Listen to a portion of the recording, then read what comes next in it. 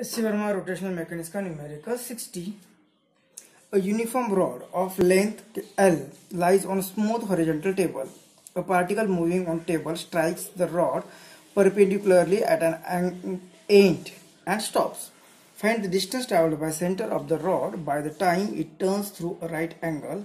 Show that बाद में देखते हैं. पहले ये डिस्टेंस फाइंड करते हैं कि रॉड ने कितना ट्रैवल किया है. क्या फाइंड करना है? Find the distance travelled bye centre of rod. मतलब रॉड ने कितना डिस्टेंस ट्रैवल किया है, डिस्टेंस फाइंड करना है ऑफ रॉड. तो यहाँ पे एक टेबल रखा हुआ है और इस टेबल पर ये रॉड रखा हुआ है जिसका मास होगा कैपिटल M. इसका मास लेते हैं हम कैपिटल M और इसकी लेंथ दी है L. मास ले लिया. अब यहाँ से पार्टिकल, स्मॉल पार्टिकल होगा कुछ m मास का और ये मूव हो रहा है विथ वेलोसिटी v. अब ये यहाँ पे आकर इस एंड को स्ट्राइक करेगा और इस एंड को आगे हटा देगा और ये यहाँ पे रुक जाएगा. It stops. तो यहाँ आने के बाद सिचुएशन क्या होगी कि ये जो रॉड था यहाँ पे और ये बॉल यहाँ पे आ गया विथ वेलोसिटी v और इससे टकराएगा. ये टकराएगा और यहाँ पे रुक जाएगा और ये ऐसे मूव होगा. अब ऐसे जगह पे तो नहीं मूव होगा क्योंकि ये कुछ ऐसा फिक्स नहीं है, टेबल पर रखा हुआ है, स्मूथ, फ्रिक्शन भी नहीं है. तो क्या होगा, ये ऐसे करते करते मूव होता चला जाएगा. ऐसे करते करते मूव होता चला जाएगा. तो कितना डिस्टेंस ट्रैवल करना किया है उसने, लेकिन डिस्टेंस कौन सा कहाँ तक फाइंड करना है हमें. तो ये जो ऐसे था यहाँ पे और ये जो ऐसे होके चल रहा है तो उसमें से ये यहाँ से राइट एंगल, यहाँ से राइट एंगल में, मतलब ये ऐसे आ जाएगा.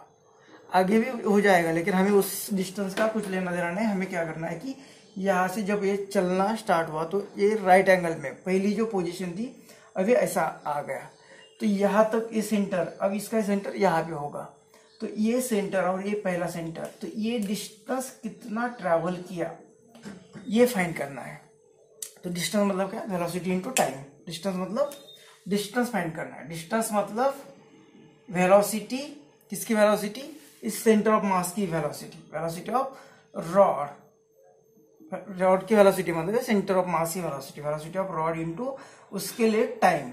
अब टाइम कौन सा, ये जब राइट एंगल में जब तक नहीं आता है तब तक का टाइम. उस यहाँ से यहाँ तक आने के लिए टाइम, मतलब ये राइट एंगल में आने के लिए जितना टाइम लगेगा, time to which rod becomes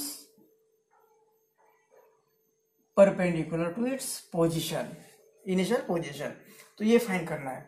तो पहले क्या होगा कि डिस्टेंस फाइंड करना है, पहला इक्वेशन. तो ये यहाँ पे आ रहा है और इसे स्ट्राइक करेगा और ये रोटेट हो रहा है. तो ये उसका खुद का ही चल रहा है, मतलब यहाँ पे क्या हो रहा है, एक्सटर्नल फोर्स नहीं अप्लाई हो रहा है. अगर इस पूरे को एक सिस्टम मानते हैं तो हम यहाँ पे एक्सटर्नल टॉर्क नहीं तो मोमेंट ऑफ कंजर्वेशन यूज कर सकते हैं. मोमेंट ऑफ कंजर्वेशन कौन सा, लीनियर मोमेंट ऑफ कंजर्वेशन बी और एंगुलर मोमेंट ऑफ कंजर्वेशन बी.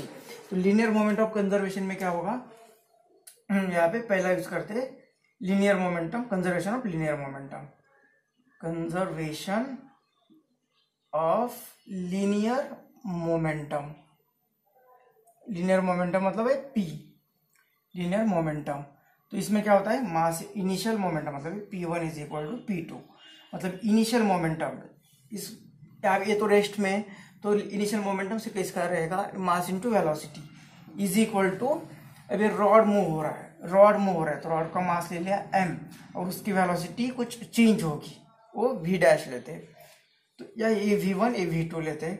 तो ये वेलोसिटी कितनी चेंज हो गई, ये होगा रॉड की वेलोसिटी, मतलब इस सेंटर ऑफ मास की वेलोसिटी. तो वो कितनी होगी, तो यहाँ पे मिल रही है सेंटर ऑफ मास की वेलोसिटी कितनी हो गई, ये m, ये कैपिटल M और ये v. तो इतनी वेलोसिटी हो गई रॉड की, मतलब एक मिल गया हमें. हमें यहाँ पे डिस्टेंस फाइंड करने के लिए वेलोसिटी ऑफ रॉड भी चाहिए और टाइम भी चाहिए. तो एक मिल गया. अब फाइंड करना है टाइम. तो टाइम कैसे फाइंड करेंगे, तो टाइम फाइंड करने के लिए, ये फाइंड करने के लिए conservation of linear momentum use करा.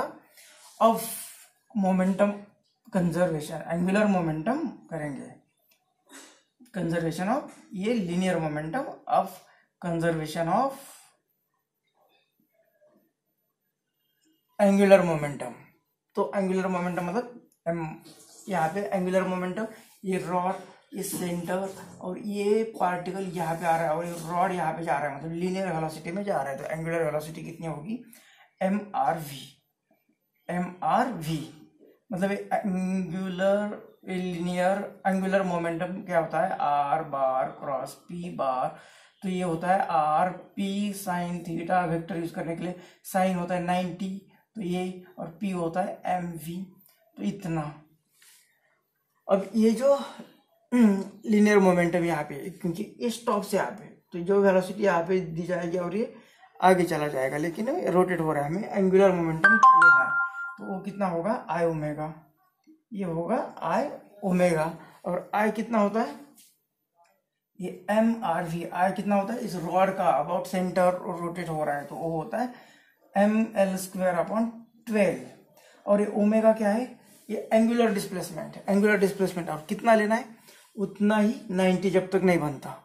तो एंगुलर वेलोसिटी का फॉर्मूला क्या आ जाएगा, एंगुलर वेलोसिटी क्या, एंगुलर डिस्प्लेसमेंट अपॉन टाइम। अब एंगुलर डिस्प्लेसमेंट कितना लेना है हमें, ये यहाँ से यहाँ तक, मतलब राइट एंगल ट्रायंगल, ये रॉड ऐसा बनने वाला है तब तक का टाइम। तो ए ओमेगा इज इक्वल टू, ये हमें π/2 लेना है, 90 π/2 और एक टाइम। तो ये ओमेगा जो यहाँ का है, ये वैल्यू पुट कर देते हैं, तो ये आ जाएगा यहाँ पे π/2t। तो यहाँ पे टी की टर्म आ गई, इतना ही चाहिए था हमें, टी की टर्म कहीं से तो लानी थी, तो टी की टर्म आ गई। तो यहाँ पे हमें time to which rod becomes perpendicular to its initial position, मतलब ये टी यहाँ से मिल जाएगा हमें। तो टी लिखते हैं हम कितना, तो पहले तो ये आर मतलब ये यहाँ से यहाँ तक का डिस्टेंस, यहाँ से यहाँ तक का मतलब है l/2, आर मतलब है l/2। तो ये 2 चला जाएगा और एक l इधर चला जाएगा। अब टी यहाँ पे आ गया, तो ये m भी इधर चले जाएंगे। तो ये कैपिटल M, ये तो रॉड का मास है, और ये l और ये पाई, और ये रहेगा इधर 12 और ये mv। तो इतना टाइम आ गया।